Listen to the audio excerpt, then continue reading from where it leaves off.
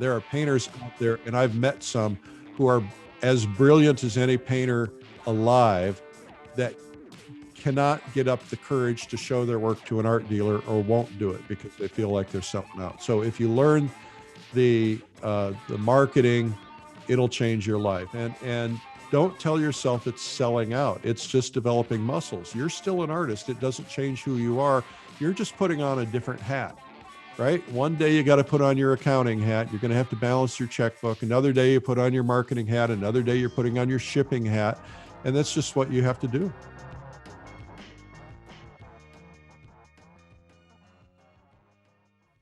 What made you, the magazine you first started, was that a radio magazine before you did Flying Art Connoisseur?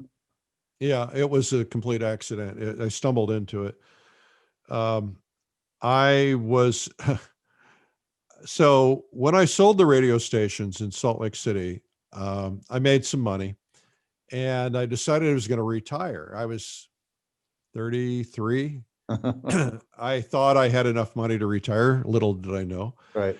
And I was going to get a motorhome and drive the world and see all my friends and my wife and I. And well, that didn't work out quite so well. But I was at the Utah State Fair before we moved out of Salt Lake City, and I saw this karaoke booth, and it was a giant boombox, a big, like human-sized boombox.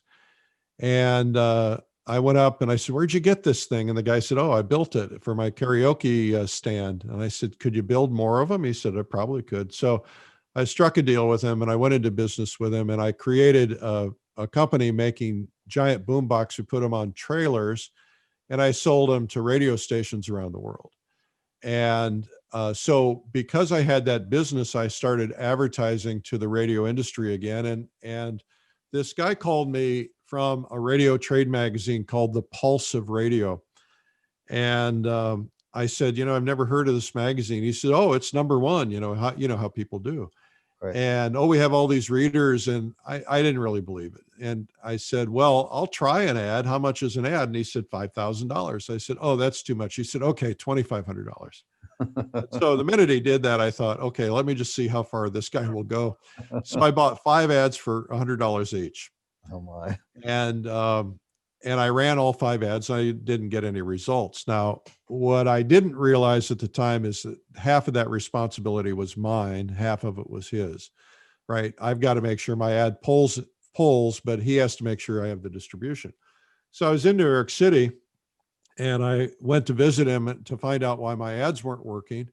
And I wasn't really upset. I just wanted to understand it more. And he confessed to me that he was only hand mailing out 100 copies because he had run out of money, because the guy that owned it wouldn't put any more money into it because it was a miserable failure.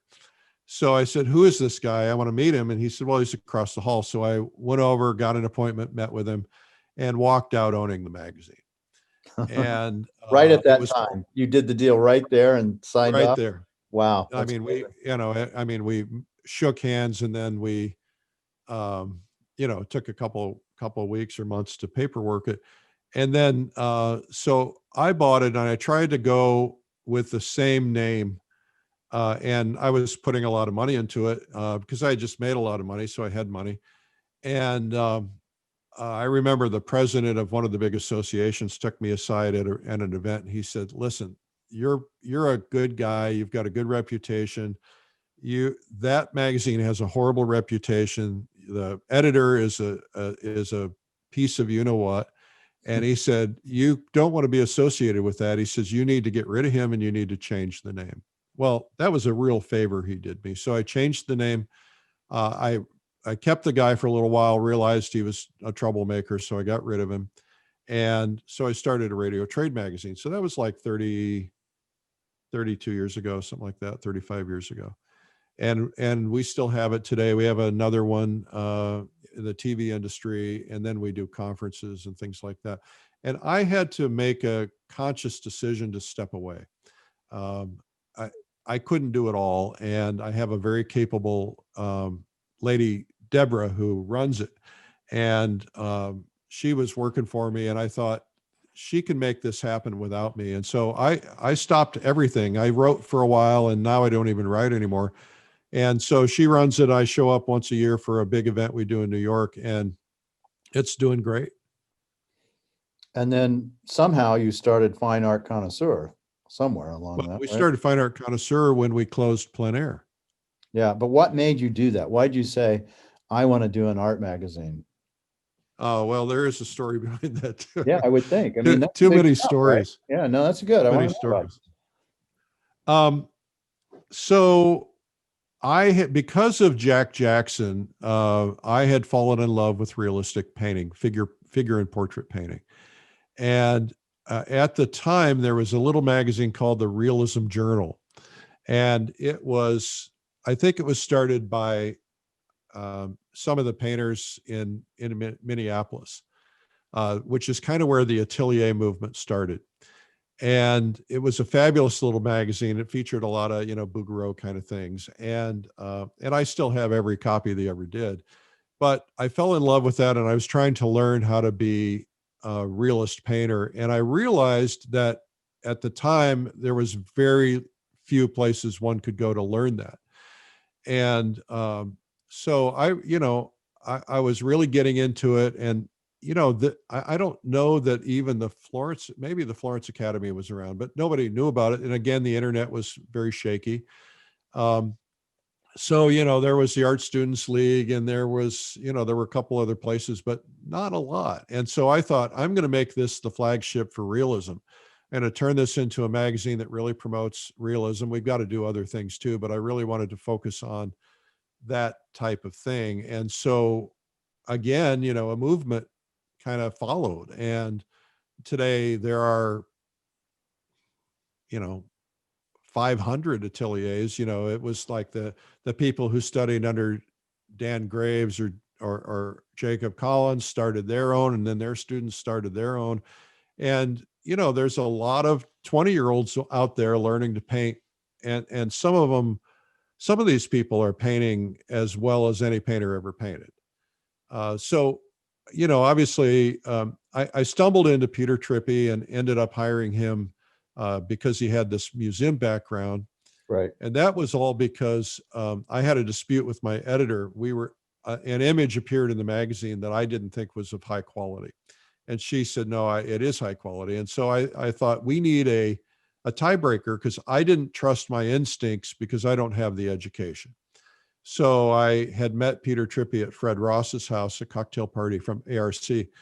And I went into the museum one day when I was in New York, and we met, and I said, how do I solve this problem? I need like a curator. He said, well, you need me. And he said, the museum is going to fold because the board can't agree on whatever. And so I'm going to be out of a job. So I hired him. That was probably 11 years ago. And that was a godsend because he's been fabulous. Yeah, he understands art, and he understands realism art and European art as well. Yes, he does. Yeah, that's a good asset. Well, you seem to be good at figuring out what the people are that you need for your assets. I think that's part of success, probably. That's everything. And,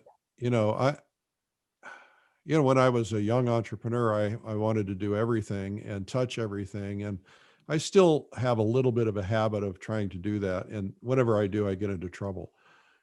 You get really, really great people, and you leave them alone. I mean, I don't have any hand in content whatsoever at either magazine.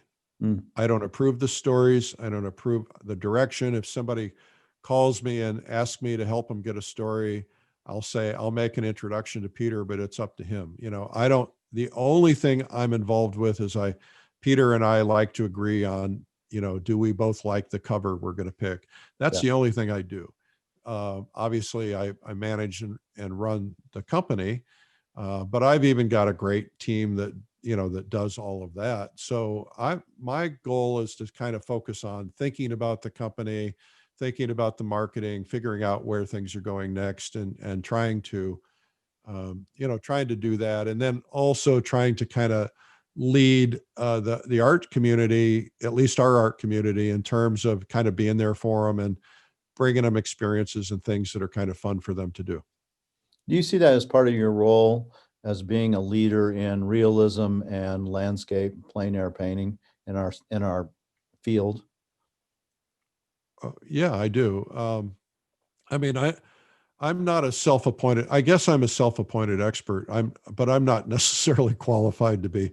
I, I just felt like in both cases there was leadership needed.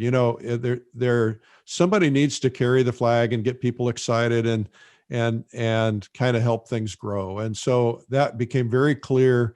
The plein air magazine alone without the conference probably wouldn't have survived, but it was that conference where we got people together, got them enthusiastic, and word spread, and more people came. And doing the podcast and doing the newsletters and all that other stuff. And so I felt like we needed that in the realism side too. That's why we started the FACE conference, Figurative Art Convention and Expo.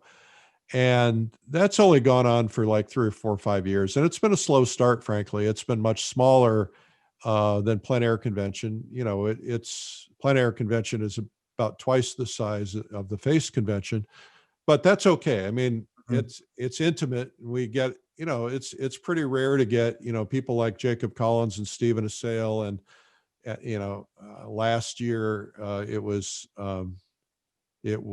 Dan Green and Wendy Green. And, I had dinner with him at the conference, and he died 2 months later. I mean, what a great opportunity to let people get to know people like that. And it's nice because it's intimate, because if there were 1,000 people there, it's a little tougher, but when there's 300, 400, 500 people there, you can sit down with somebody and have a drink with them. And I get notes from people. It's like, I couldn't believe I actually got to sit and talk to Stephen Assail for an hour. It's like, that's access. So that's pretty powerful.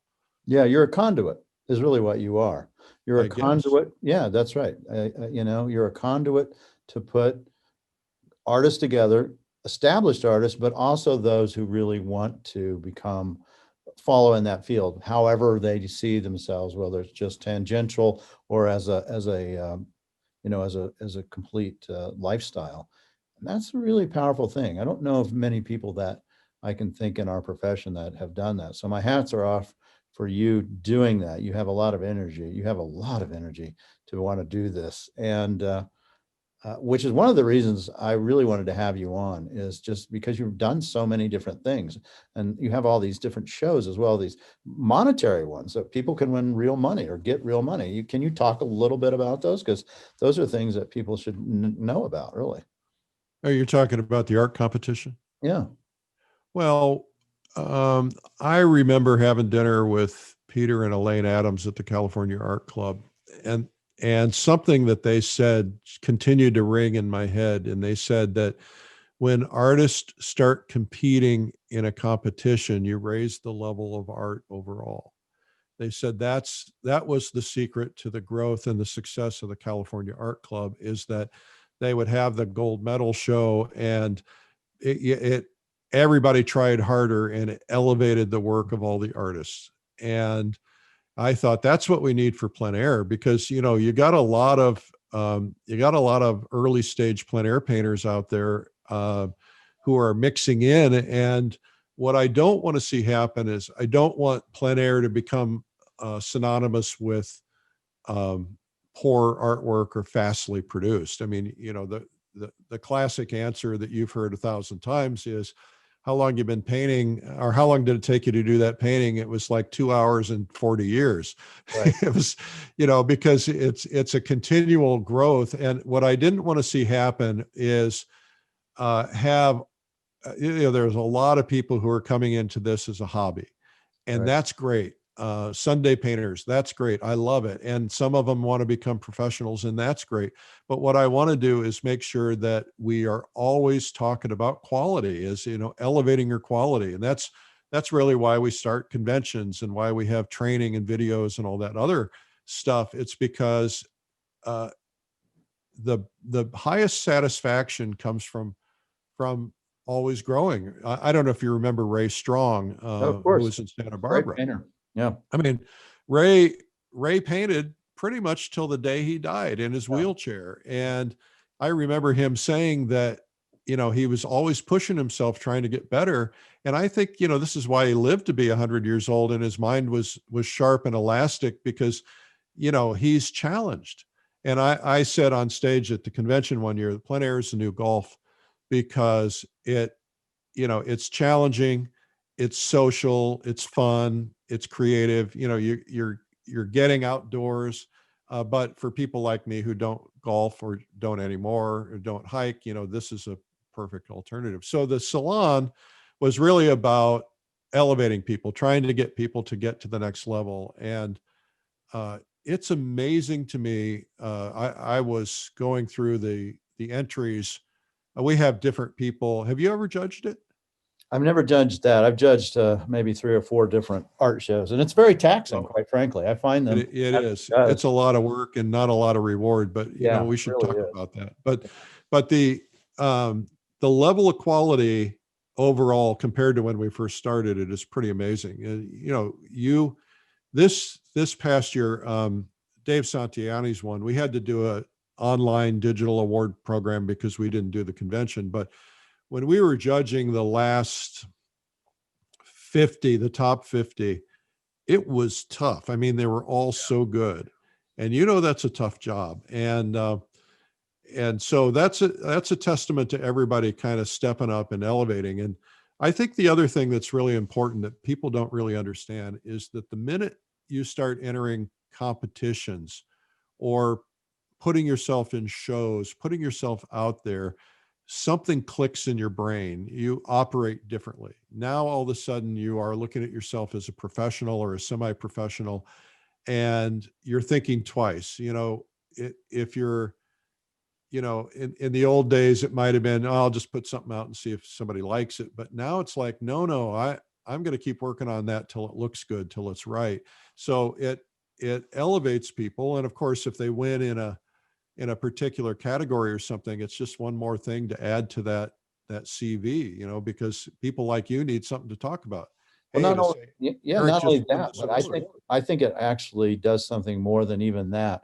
I think it can elevate somebody when it's that positive reinforcement that I was good enough to compete with all these people. I had professional judges and they chose my work. And it Yeah. gives you this sense of confidence that you didn't have before.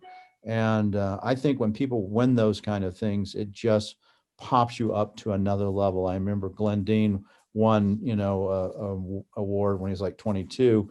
And I think that I've never talked to Glenn about it, but I really feel that it probably set something in his own psyche that says, okay, I've won I'm 22 and I won the whole thing.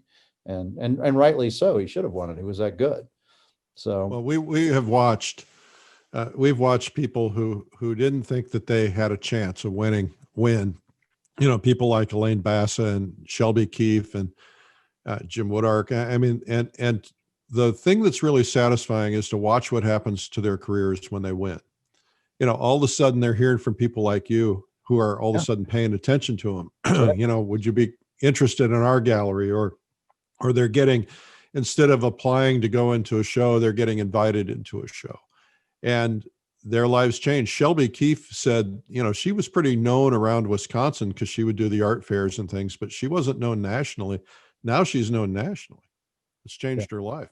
Yeah. And we So do call for those those things people really out work. there listening. I mean, artists, people like myself, we watch those, we see what's going on, and it could be somebody that's completely off our radar, not a clue. And, we read it in a magazine or see it and we go, well, let's see who this is and investigate. And sometimes it's like, wow, that's one I didn't know about. You know, you mentioned confidence. I wanted to tell you another story real quickly. I don't know how we are on time, but A um, long format. We can go as long as we want. okay. Well, There you is may no regret time that. limit. I do an event in June, typically in the Adirondacks. I call it Publishers Invitational, and it started out. Um, I remember going to the Carmel Art Show and sitting around in a bar with some other artists one night. And one of the artists commented, they said, you know, we never get to do this. Typically, when we come to these things, we're pretty isolated. We're working on our paintings. We don't want to paint side by side because we don't want to have the same painting. We're competing in a show. or in our hotel room touching things up and framing them at night. It's very busy. And wouldn't it be nice if we could just kind of have a week where we could just paint together? And I said, well, let's do it. I'll do it. And so I took over an Airbnb in Austin, Texas before I lived here. A friend of mine owned, and I said, you guys come down. I don't think I charged them for it. They just paid for the room. And it was some pretty significant people, Carolyn Anderson and Jeff Legg and Howard Friedland and Susan Blackwood. And there were 17 of us total. And we just went out and we painted together for a week, and we cooked at night. We just had a ball. So I turned that into an event that I do charge for. And I still call it Publishers Invitational, but there's no invitation required. And I get typically 100 people. And we take over college in the Adirondacks. And we paint the beautiful Adirondacks in upstate New York. And we sit around at night and we play music, and we talk, and we just talk art, and we all put our artwork out. Well, one year, this artist came from the Northeast, and he was very gregarious, but very lacking confidence in his work. And he started putting his work out, and everybody was drawn to it. Everybody said, this artist is amazing. And he got so much positive feedback from that he decided that he was going to launch a professional career. And he went out and he learned by, he had never been to plein air events or anything. He learned by hanging out with all of us what all of that was about. And he ended up, he can't even come to the event anymore because he's always at shows. And that was Charlie Hunter. And Charlie's become a pretty big deal, but he gained the confidence. I saw his work. I bought a couple of his paintings. But also, I said, this is good. I'm going to do an article on it. So I called Steve Doherty and I said, you need to look at this guy. So Steve did it. Maybe Steve was even there, did a story on him, and then that builds confidence, which other things build confidence. And so these things all matter. There's side effects. They may be packaged as, getting together for a week of fun painting, no competitions, just painting, but there are side effects. Sometimes consequences that, none of us ever anticipate. But I've met people on these events that some of which have become my lifelong friends. Others have met lifelong friends, and, they end up going places together and painting together. One group of people got so close to each other, they started their own little convention, just for their group, and they meet once a year. And so I love seeing that. I love putting people together and seeing. We had at the plein air convention, we do an orientation at the beginning for newbies, and the reason we do that is because I hate going to conventions and not knowing anybody, and have done that many times in other industries. And so they do an orientation. We do an orientation, and Tish on our staff puts people together, and they say, okay, you 5 people, you're now a dinner group. You go to lunch and dinner together every day. And so we had 2 people who were 2 dinner groups got together and started going together all the time because somebody knew somebody. And we ended up, a couple ended up meeting, dating, and got married from that. So. Well, they damn well better name their first kid, Eric, is what I have to say. I think they were beyond the childbearing age. Okay. Mother dog then. Well, yeah, I think those kind of things are really important, because a single artist, can say something to another artist, and the one artist who might be very well known, and he says something, it can be the smallest thing, like, you're really doing a good job. I like what you're doing. And that can change their trajectory, that one thing. I've heard we all have artists say that. We all have to be encouraging to one another. I've got a question for you. Yeah. Is that all right to ask you a question? Sure. Now, you and I met probably at the early stages of Plein Air Fine Art Connoisseur. Yeah, that's right. And, that was probably 15, 18 years ago. When you first got into the gallery business, what did you not understand that you understand now that has made a major difference? I think the biggest thing from just a gallery standpoint is that you don't have to get everything, right? So when I'm a young gallerist, I think every great piece I have to get, and I'd be devastated if I wasn't able to get it, right? And now I know better. There's always another thing that comes by, and it has allowed me not to worry about things. If I don't, get a piece that I try to buy, because I deal in deceased work as well, right? Yeah. Or if I don't get an artist that, I really appreciate and want in the gallery, I don't worry about it. That's one thing. And I don't worry about what other galleries do. I look at them more as colleagues and not competition. I think that's a big deal too. I try not to worry about those kind of things. And I think it makes it easier for me to just worry about me and what I do. So I want to mention that because, you know, that's a really important part of maturity as a business owner. I, I used to be really uptight about my competitors. And, it's like, we got to beat them, we got to Right. pulverize them. And I don't know, something changed along the way. And I remember there was a defining moment in the radio business is we do this, we always have tried to lead in women's issues. And we do this issue about what we call the most powerful women in radio. And so my editors are like, here are all the people who should be on the list. And we're going through the list. And there's one of the people, and they keep looking over this person and passing over this person. And I said, why are you passing her over? And they said, because she's our competitor. I said, does she deserve to be on the list? And they said, yes, but she's our competitor. I said, no, she deserves to be on the list. We're not going to play that game. She's going to be on the list. And over the years then, as she grew, because we kind of prioritize it, she became number one on the list, and we put her on the cover of our magazine, and she was our biggest competitor. And that was a real test of one's integrity, because part of me didn't want to do it because it was like, I'm promoting a competitor, and part of me is like, no, this is deserved. Right. And I've discovered something about myself just recently, which is, and I probably should write about this for Sunday Coffee.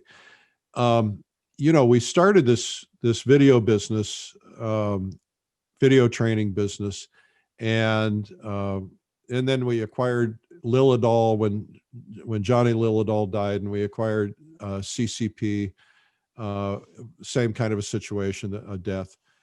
And so we've grown it to be a pretty big company, and we promote it very heavily, and it looks easy, right? So all of a sudden, all these other people are jumping in. When we started out, I mean, there were a couple of people doing it. Now there's 20 people doing it, and this is where I had to really test myself, because a lot of the people who are doing this are friends, are acquaintances, Right. people that I like and respect, and I can't, I just can't take a competitive attitude about it.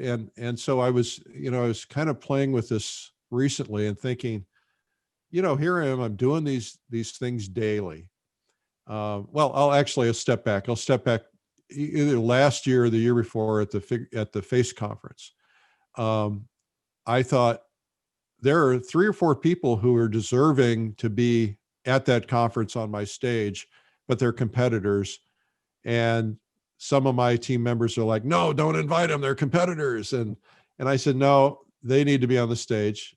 Well, don't talk about them, no, they need to be on the stage. And I actually introduced them on the stage in front of everybody and pointed out that they were competitors and said, you need to do business with them. They do good products. Yeah.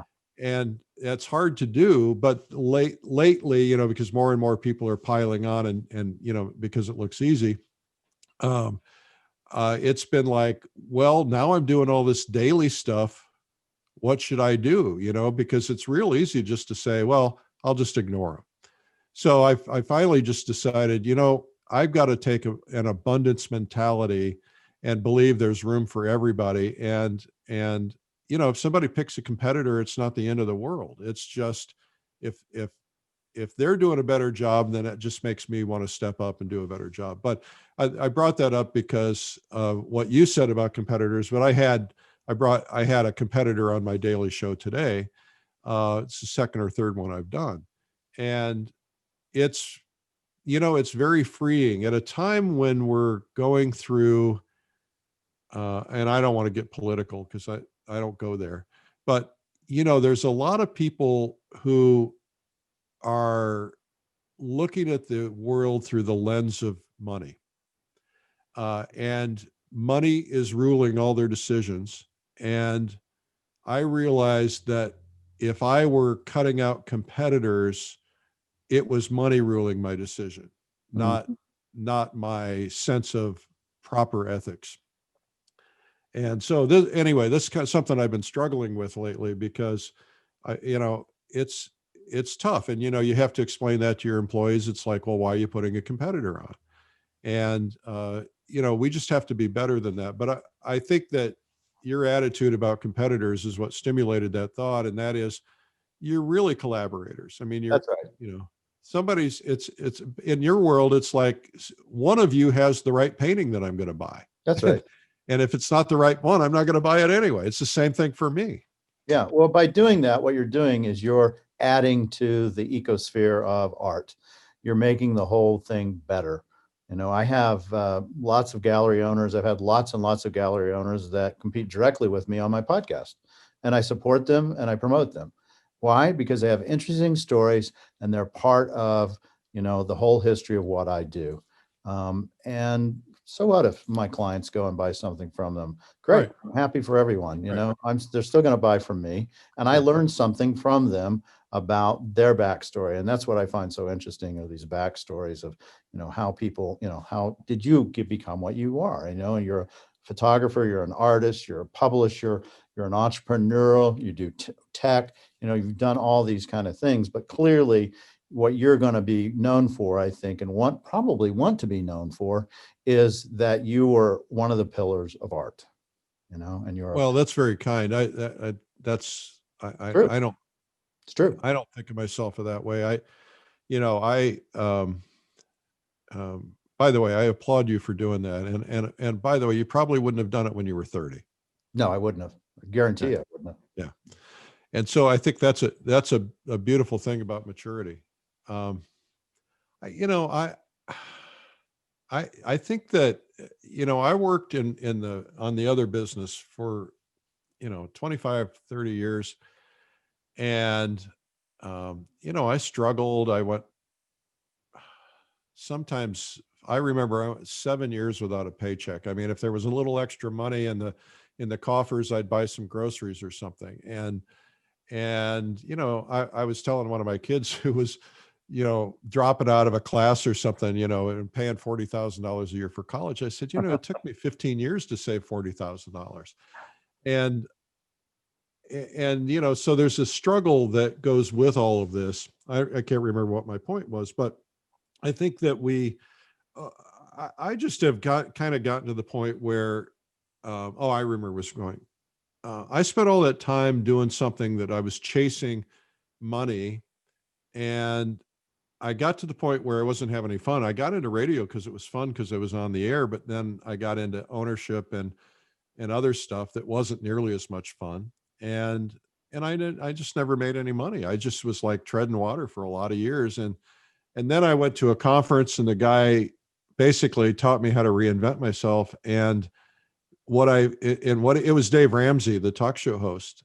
And he said something that just really clicked with me. That was, you need to approach your business from a spirit of generosity. If you make everything about generosity, your life will change. And that's exactly what happened. I came back to my team and I said, look, let's be generous. If somebody buys something, give them a little extra. If they can't afford it, just give it to them. Just let's be generous with people when we can. And I have had more satisfaction in my life in the last 15 years of doing this and being around art and being around artists and painting and being, getting to know people like you and art galleries. And just, there's never a bad day when you're around art. That's true. That's true. I tell people that my hardest day as an art dealer was like an easy day as a physician. I mean, it's just, it's just,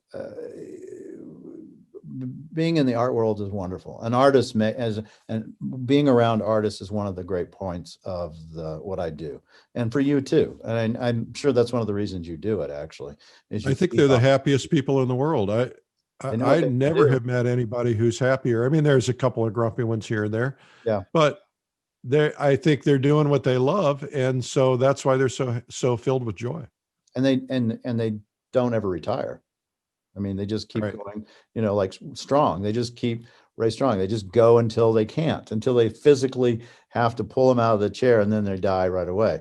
Yeah. And But they live on, if they're any good, they live on. yeah, and he does. Yeah, he was friends with Dixon, actually. So, and so what would you say as we kind of finish this up? Because you probably deal with more artists than anyone, quite frankly. I know you do, because you're doing all these interviews every day, and you've done 200, almost 200 podcasts on Plein Air Podcast. By the way, I recommend people to listen to it. I listen to it. Actually, I've started listening to it and really enjoy it, and learn things about artists that I didn't know. But what would you? Well, would you be my guest on the Plein Air podcast? Yeah, I don't paint though. That's okay. They need to know about you. I'm not an I'll artist. make Um, what would you say to artists out there who are thinking about going into this profession? Well, uh, just go for it. I mean, it it's not it's not all romance and flowers. It is tough work, but it's going to be very satisfying. I teach art marketing. I've dealt with lots of people who have a lot of physicians, by the way, who learn to paint. And I had one physician tell me, he says, I just don't care if I ever do another heart surgery. It's like, once I've done it 3 or 4 thousand times, it's like, it's almost like driving a car. It is. It's not quite like that, and I don't want Kind to of is, diminish that. Certainly want the right one on my heart. But I think the idea is that if you're in something that you are not waking up every day and jumping up and down with excitement about going to work, then you're in the wrong thing. I I think that there has to be a transition, though. What I don't like to see is I don't like to see hold your nose and jump in the water. What I like to see is make a plan, start developing, because it doesn't happen overnight. Start developing your work at the higher level. The minute you make a commitment to be a professional, your work will start moving to a higher level.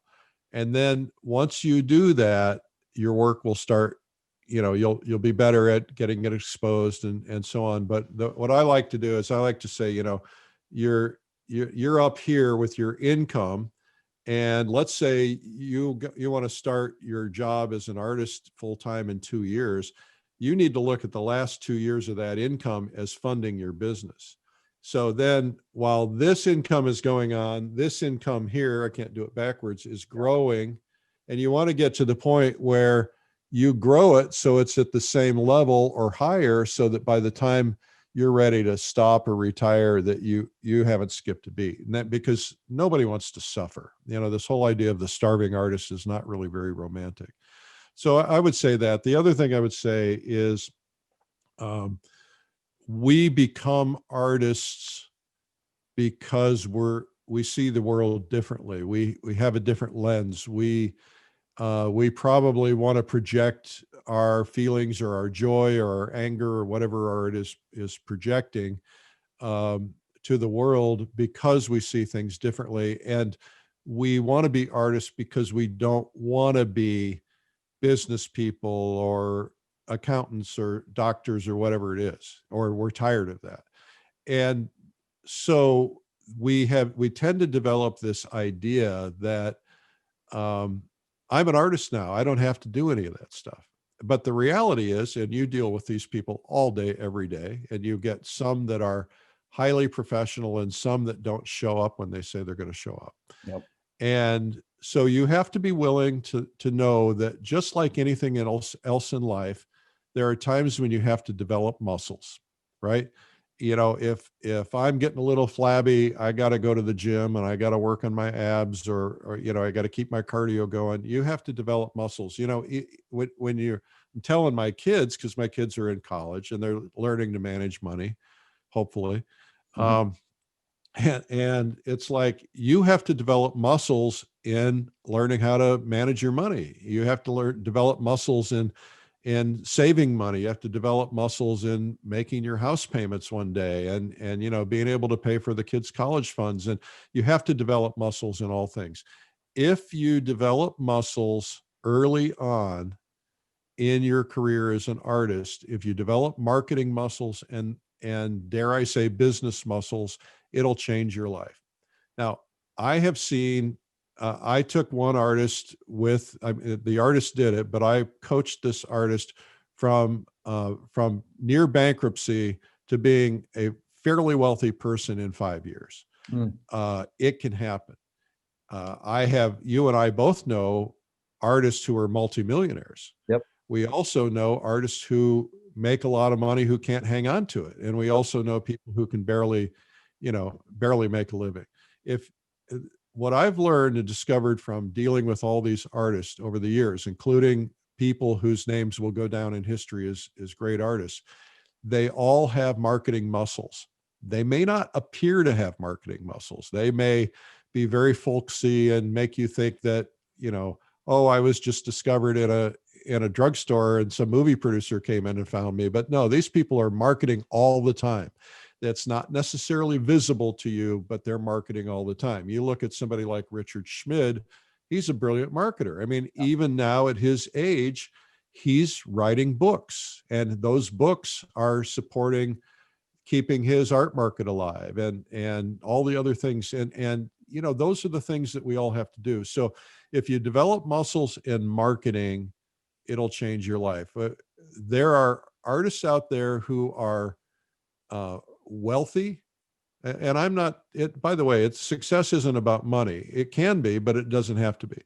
But there are artists out there living their dreams. There are artists who are wealthy who are not good painters, and there are artists who are good painters that have never sold a painting in their life. There Yeah. are painters out there, and I've met some who are as brilliant as any painter alive, that cannot get up the courage to show their work to an art dealer, or Yep. won't do it because they Yep. feel like they're selling out. So if you learn the marketing, it'll change your life. And don't tell yourself it's selling out. It's just developing muscles. You're still an artist. It doesn't change who you are. You're just putting on a different hat, right? One day you got to put on your accounting hat. You're going to have to balance your checkbook. Another day you put on your marketing hat. Another day you're putting on your shipping hat. And that's just what you have to do. So embrace marketing. I was thinking this morning on the treadmill that because I was listening to something about their kid, a podcast or something. Their kid went to art school and struggled, and out of art school they struggled, and I was thinking, I need to put together a program that goes in every art school in the world. That maybe it's an online program, maybe we do it for free, I don't know, but something that says, here's how you develop those muscles. I have some stuff that I sell in a book and some stuff, but something that really gets into it. Because, if you did a training course on how to become an art gallerist and how to run an art gallery business, you've got, 30 years of experience. And it's hard to beat that 30 years of experience. Yep. It's true. Well, I think it would be a very successful for the artist, because it is a business and you do have to understand how to market, how to, and of course, in this world, it's not just marketing your brand, but it's also getting it out there on all the different platforms, whether it's YouTube or social media, TikTok, whatever it may be. You have to embrace those kind of things, or you're going to struggle, or you better have some very, very good galleries that are doing that job for you. Not only do you have to embrace them, you have to understand them.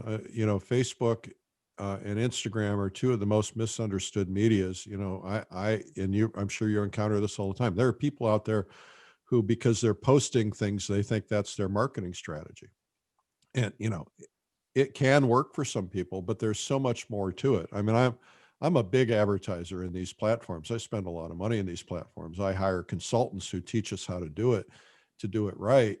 And we made a lot of mistakes and burned through a lot of money by, paying for boosting and things like that are completely useless. So, there's a whole process. And the other thing about that is that marketing never changes. The platforms change, but marketing never changes. The principles of marketing that worked 100 years ago still work today. There's certain principles that have to occur for marketing to work. And those principles need to be employed on Facebook and YouTube and Twitter and TikTok and everything else. And if you don't employ them, it's still not going to work for you. So you have to learn those basic principles. Yep. Call to action kind of things. Yep. Yeah. Copy, headlines. Yep. And some of it's, I think, instinctual for some people probably. And for others, they need to do just what you said. You hire somebody, you get somebody that helps you and shows you what you really need to do. That's a professional, right? I mean, if you're going to go and if you have a tooth that needs to be taken out, you're going to go to a dentist. You're not going to go to, your vet. You get the right person that helps, and they both can take out the tooth, but the one that does the dentist is probably going to do a little bit better job and less painful for sure. To that point, the most important lesson I've learned in the last 10 years is that, and I wish I'd have learned it 30 years ago, is that if you can mentor under the highest, most successful people in the world, you will skyrocket. So the one thing that changed for me, I'm not saying this to sound to be braggy or anything like that. We hit the fastest growing companies in America list each of the last 5 years in a row. Wow. And the one thing that made the difference is I started joining mastermind groups, and I pay a lot of money, and it seems ridiculous to pay a lot of money, $35,000 a year to be a member of a group, to go to 4 meetings a year and maybe talk a couple of times on the phone.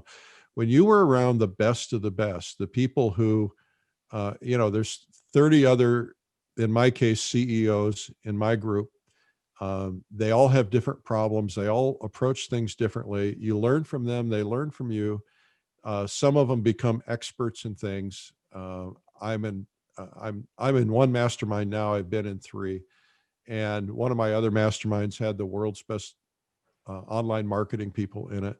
And I can pick up the phone now, even though I've not in that group anymore. They've all become friends. I can pick up the phone and call anybody and get advice on things. But when you're masterminding with people, imagine if you wanted to be in the gallery business and you could pay some amount of money to study under Mark, you're going to save them 20 years of mistakes or 30 years of mistakes. And that's the one thing that I have a young nephew who's starting a business. And that's the thing I said, look, you won't have the money, but take $20,000 or $30,000 and join the right mastermind. I'll give you names of the right masterminds. Go join those. You will skyrocket. I mean, they're, just the connectivity alone, with the world's best people, it really makes a huge difference.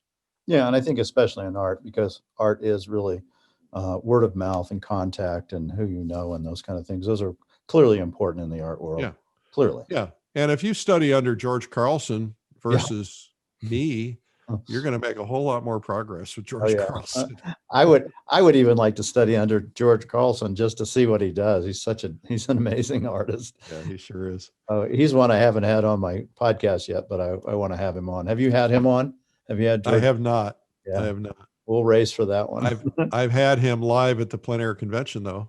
Yeah, he's something else. Yeah, he's a legend. He's pretty incredible. And to flip from being a top sculptor to being a top painter. I had a conversation with George and Pam. We were at dinner, and I said to George, George, how did you get your prices so high? He said, I don't know, ask Pam. And I said, Pam, how did you get his prices so high? And she said, I just saw how many hours he was putting into it. I calculated what we needed per hour. And I just said, that's what the painting should cost. And they got it. I mean, the first time he sold a painting, he sold it for a huge amount of money. Yeah. And it's more now.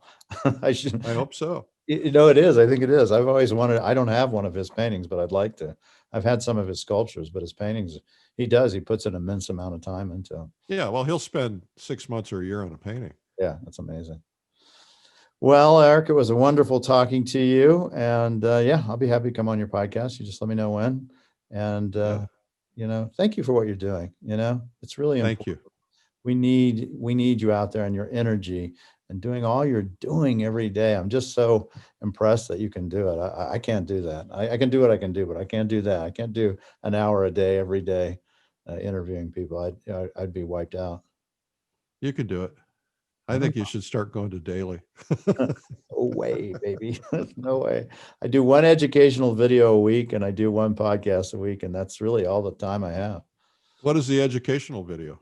I just try to put all my knowledge out onto the web about things that I have seen or know, so they're, little 3 minute to 5 minute videos. And you want to know about how to start an art gallery, or, how to see a Navajo rug and know a fake from a real one. And yeah, I've been doing that for 10 years now. So every week I put out an educational video on something that somebody is interested in. And we find that at the same place that we find the podcasts. Yep, it's all on my YouTube channel, Medicine Man Gallery YouTube channel. So Mhm. where's this all going? What do you see? What do you see the future of your business being? Same as it is. I mean, things are going to change. VR is going to change things when that, really hits. I mean, it's there, but it's going to change the way the art business is run, and people who are not embracing the internet full bore, and, as an art gallery, I think are in very deep trouble, or artists for that matter. And, I think content is critical. It's been critical for a while, but I think it's even more critical. So, I think that's the name of the game, quite frankly, is content at this point. I think there's one missing word, and I think it's trust.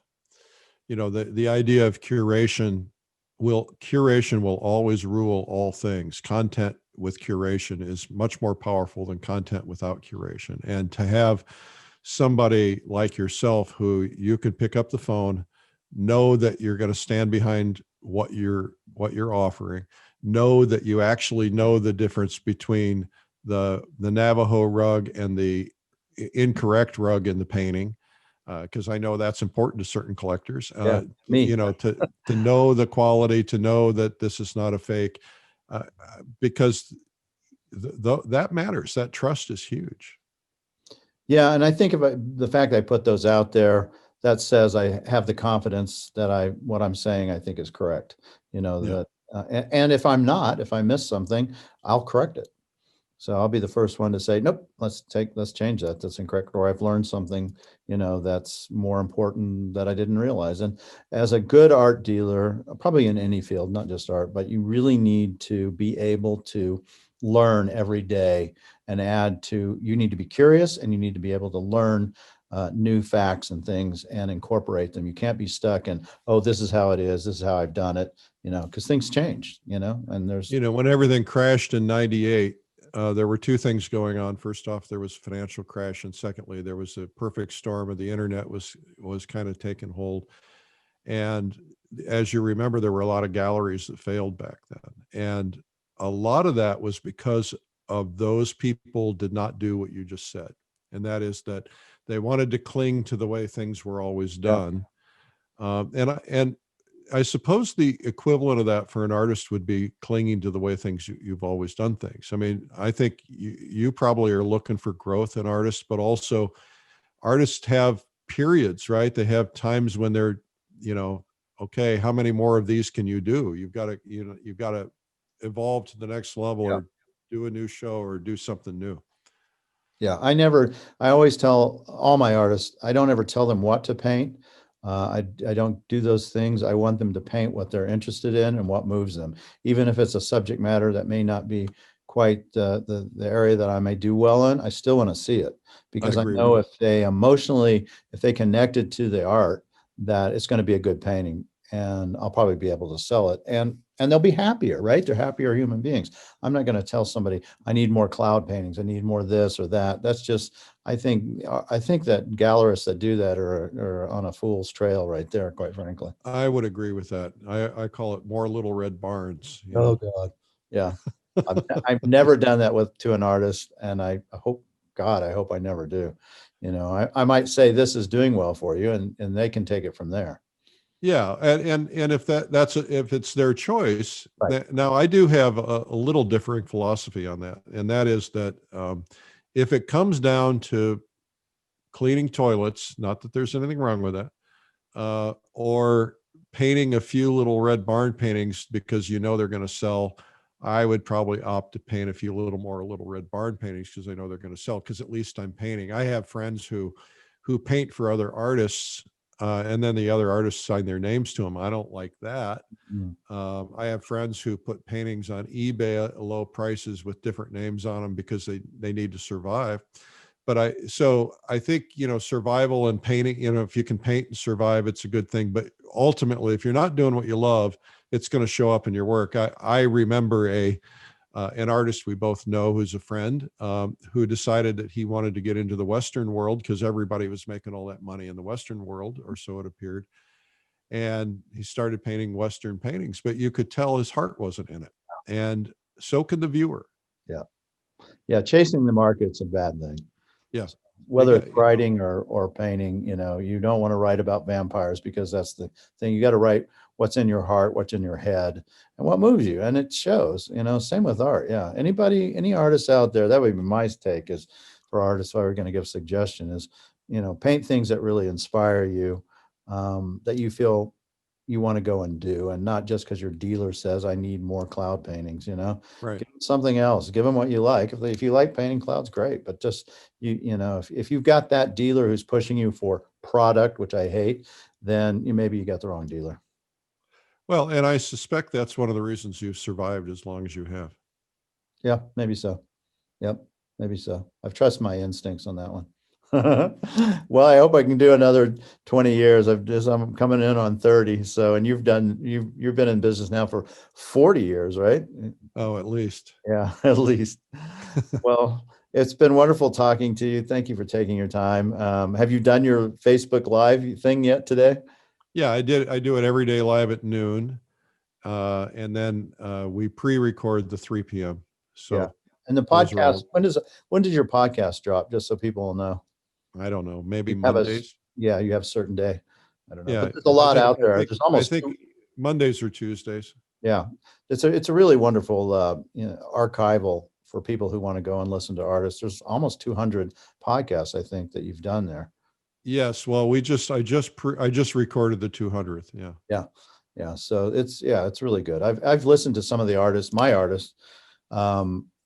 In fact, one of the things I do is I won't listen to your podcast on an artist that I want to interview, because I don't want it to, I want it to be fresh for me. I think that's a good idea. Yeah. But it's really fun to go back and hear your podcast after I've done one of my artists or some other artist, and hear the different takes and things that I missed or things I didn't consider, and which is fun. I think you're a better interviewer than I am. No, that's not true. No, seriously, you're able to get me to talk about things I haven't talked about in years. So. Oh, I love it. Well, I'm interested. I truly am. I really want to know that story. I have to know that story. I can't understand you as a person unless I get those little, nuggets of your life, which I think I got a few of them. Yeah, I like it. Yeah, you did. Yeah. Well, thank you for sharing too, because you don't have to give those nuggets out. And I appreciate it that you did. Yeah, this was fun. Yep. All right. I'll get to Tucson. I'd love to see you. It's been a long time. Definitely. All right, Eric Rhoads, thank you so much. Plein Air Magazine, Fine Art Connoisseur, all his podcasts. Go check him out on his website. There's lots of content. If you're bored and home, he can fill all your time for the next 20 years. You have so much content. It's amazing. So congratulations. Thank you. All right. I'll see you on Sunday, because I'll be reading your Coffee with Eric. All right. Thank you. I do. That's the first thing I do every Sunday now, as I go read it. Oh, good. It's the first thing I do every Sunday too. Yeah, I'm sure. I'm never doing a blog like that. Too much more. I can't handle it. So, all right. Good for you, buddy. Thank you. Thanks, Eric. Bye-bye. Bye-bye. We need your support for the Medicine Man Gallery channel, so make sure to click the subscribe button and tap the little bell icon to be notified when we upload a new video, which we do every morning on Wednesday and Friday. See you soon.